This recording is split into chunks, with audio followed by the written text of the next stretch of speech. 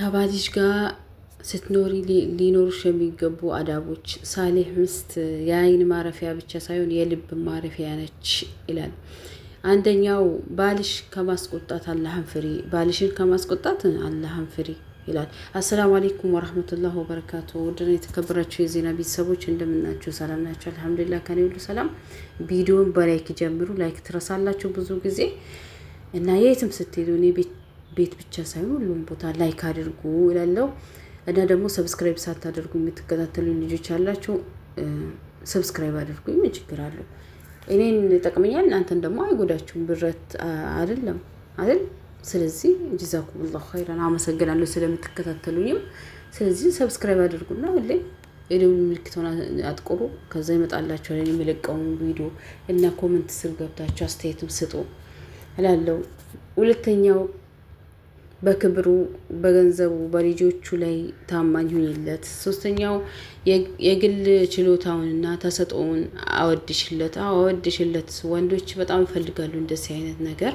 መቼም አላህ ሱብሓነሁ ወተዓላ ሲፈጥረን የሆነ ነገር ለእያንዳንዳችን ስጦታ ሰጥቶናል፣ ተሰጥኦ እና ያን ነገር አወድሽለት። ምን ችግር አለው? አራተኛው እሱ ከቤት እያለ ያለ ፍቃዱ ሱና ጾም እንዳጾሚ። ፈርድ አይደለም ሱና ነው የተባለው። መቼም ያው ሱና ለምን እንደማጾሚ ካልፈቀደልሽ አትጾሚ። ምክንያቱም ያው ምክንያት አለው። ገባሽ? ውስጡ ላይ አንቺ ይገባሻል። አምስተኛው ልጆቹን ሳሊሆች እንዲሆኑ ተንከባከቢያቸው። አልኡም መድረሰቱን ለአውላድሃ፣ ያኒ እናት ለልጆቿ መድረሳ ናት። እናት ለልጆቿ ትምህርት ቤት ናት የተባለውም ለዚህ ነው። እናት የምታደርገውን ነው ያው የሚተገብሩት ልጆች። አብዛኛው ጊዜ አይታችሁ ከሆነ ቤት ውስጥ ልጆቻችን ምን እንደሚያደርጉ፣ ምን ሰግድ ከሆነ የመስገድ እንትን ምንጣፍ አምጥተው ምናምን ስገጂ ይላሉ፣ ይሰግዳሉ ምናምን አይታችኋል አይደል? የምናደርገውን ነው የሚያደርጉትና ስድስተኛው ምክንያትሽ ምንም ይሁን ምንም ያለ ፍቃዱ ከቤት አትውጪ። ባልሽን ማስፈቀድ ግድ ነው። በቃ ይሄ ሸሪያ ያዘዘን ነገር ነው። ግን አብዛኞቻችን አንተገብረው ማለት በቃ ባሎቻችን ምን አገባው መብቴ ነው ምናምን የሚል ዲሞክራሲ የሚባል የሴቶች እኩልነት ምናምን የሚባል ነገር አለ። ግን አይደል፣ አግባብ አይደለም። ባልሽ ያልሽን ነገር ታዘዢ።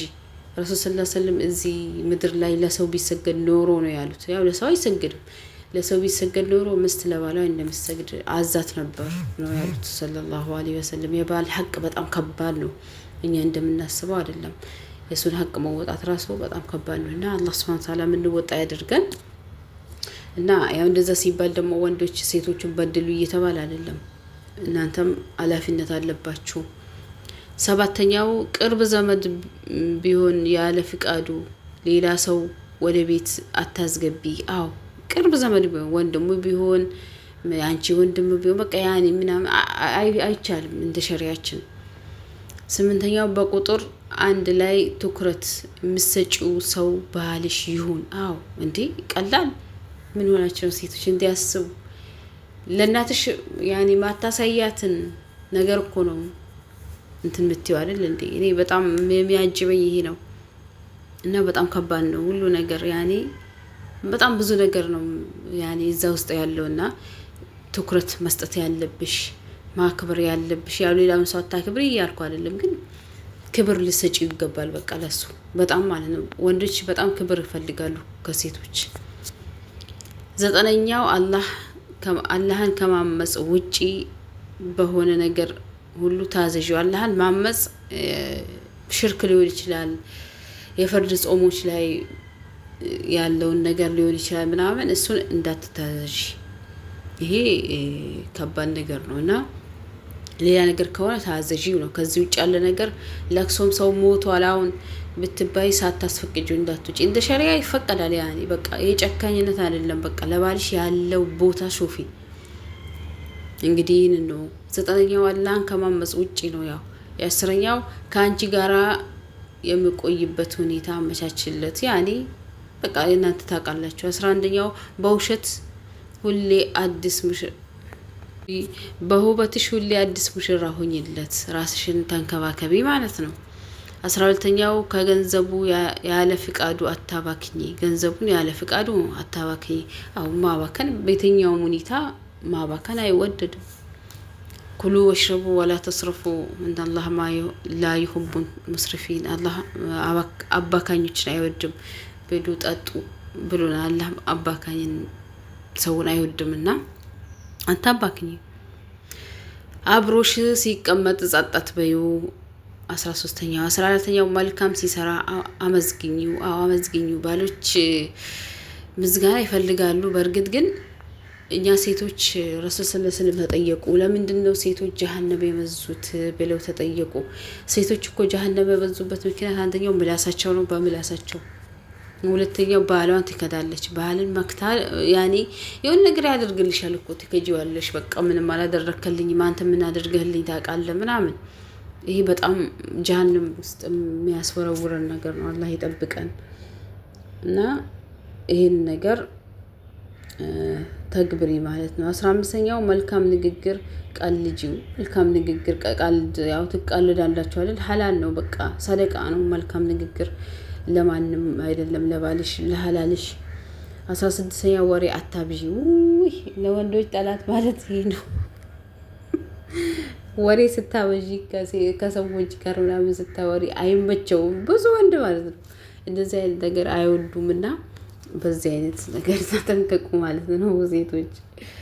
እንደዚህ በቃ ባሎች ያኔ ቆፍጣና ሴት ነው የሚፈልጉት። ያው አንተም ቢሆን እንደዛው ምን ብቻ ሴቱን አይደለም እናንተም ቢሆን እንደዛው ሆኖ እኛም ወረኛ ወንድ አንወድም። በእርግጥ በቃ ቆፍጣና ያለ ወንድ ወሬ ሴታ ሴት ወንድ ነው አይመችኝም። በነገራችሁ ላይ በቃ ይሄ የለም ከሴት ጋር የሆነ የሚጃጃል አውዝ ቢላ እኔም አይመችኝም። እንደዚህ ግልጽ ሁኚ፣ አትዋሺ።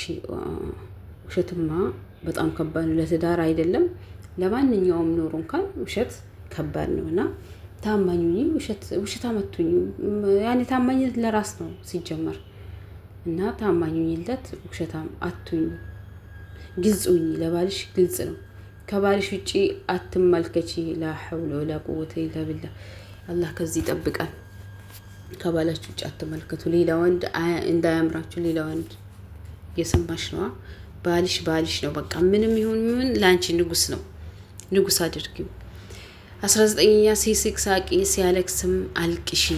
አዎ ይሄ ዝርዝር አስፈልገዋል አይደል? እንደዛ ሲባል የሆነ ሲሲቃው ሳቂለት፣ ሲያለቅስ ደግሞ በተቸገረ ጊዜ ጥለሽው ከቤት አትውጪ። አንዳንድ ሴቶች በቃ አለ አይደል ሲኖረው እንትን ይላሉ፣ ለገንዘብ እንዳገቡት። አንቺ ባልሽ ለገንዘብ ብለሽ አታግቢ ሲጀመር ማለት ነው። መጀመሪያው ነው እና ሲያለቅስ ሲያጣ ካጣ አብሽር ነገ እኮ ሌላ ቀን ነው ብለሽ እንትን በዩ። በቃ ችግሬ ነው፣ ደስታክ ደስታዬ ነው ብለሽ ነው መኖር ያለብሽ እንጂ ለጥቅም ብቻ ባልሽ አታግቢ። አዎ እና ወንዶቹም ቢሆን እንደዛው። ያው ብዙ ጊዜ እኛ ወንዶች የምንፈትንባቸው ጊዜያት አሉ። አሁን የእርግዝና ጊዜ ምናምን ስትታመሚ ምናምን የሚያደርጉልሽ ነገር ወንድ ልጅ ብዙ ጊዜ በተግባር ነው የሚያሳይሽ። እንደዚህ ለፍልፎ ምናምን አይደለም፣ ተግባሩ ነው የወንድ ልጅ ማየት ያለብሽ። እኛ ግን ብዙ ጊዜ ማውራት እንፈልጋለን፣ እነሱ ግን ብዙ ጊዜ በተግባር ነው የሚያሳዩት። ግን አንዳንድ ደግሞ ወንዶች አሉ፣ አላህ ሂዳያ ይስጣቸው፣ በጣም ሴቶች የሚያሰቃዩ እና ለነሱም አላህ ቀልብ ይስጣቸው። አሜን። 20ኛው የሚወደውን ምግብ አዘጋጅለት። ኢንሻአላህ የሚወደውን ምግብ አዘጋጅ። ይሄን ዛሬ ምን ልስራለሁ እንኳን ብለሽ መጠየቅ አለብሽ። በቃ ምንም ችግር የለውም። 21ኛው የሚያስደስተውን ንግግር ተናገሪ። 22ኛው ሀሳቡን አክብሪ፣ በተለይ በሰዎች ፊት። ላኢላሀ ኢለላህ። ወንዶች ክብር ይፈልጋሉ በጣም እንኳን ሰው ፊት አይደለም ብቻውን ሆነው ክብር ይፈልጋሉ። ስለዚህ ወንድ ልጅ ከፍ ዝቅ አታደርጉ በሰው ፊት። አንዳንድ ሴቶች በጣም ከፍ ዝቅ ያደርጋሉ። በጣም ከባድ ነው። አላህ ይጠብቀን ከዚህ ማለት ነው። 23ኛው የማይችለውን ነገር በመጠየቅ አታስቸግሪው። አው በቃ አቅም ከሌለው የገንዘብ አቅም ከሌለው አታስቸግሪው። ምን ችግር አለው? በቃ ረሱል ሰለላሁ ዐለይሂ ወሰለም እንኳን ቤታቸው ውስጥ የሚበሉት ነገር እስከሚያጡ ድረስ ነበር። እንኳን እኛ ተራቸው ሰዎች አይደለንም እና ባለው ነገር ተብቃቅተሽ ኖሪ። አንቺ እንደ ቤትሽ እንጂ እንደ ጎረቤትሽ እንዳትኖሪ። 24ኛው ከቤት ሲሆን ከሱ ጋራ ተቀመጪ፣ ሲወጣ ወደ ስራሽ ሂጂ። ያው የቤት ውስጥ ያለውን ነገር ስሪ። ካለ ግን ከሱ ጋር ተቀምጠሽ አውሪ። ያው አረቦች ብዙ ጊዜ ስለሞላላቸው እንደዚህ ያደርጋሉ። የኛ በጣም ብዙ ጊዜ ያው እሱ ቤት ሲሆን ያው ይሄንን ነገር አላህ ያስተካክለልን። አሚን።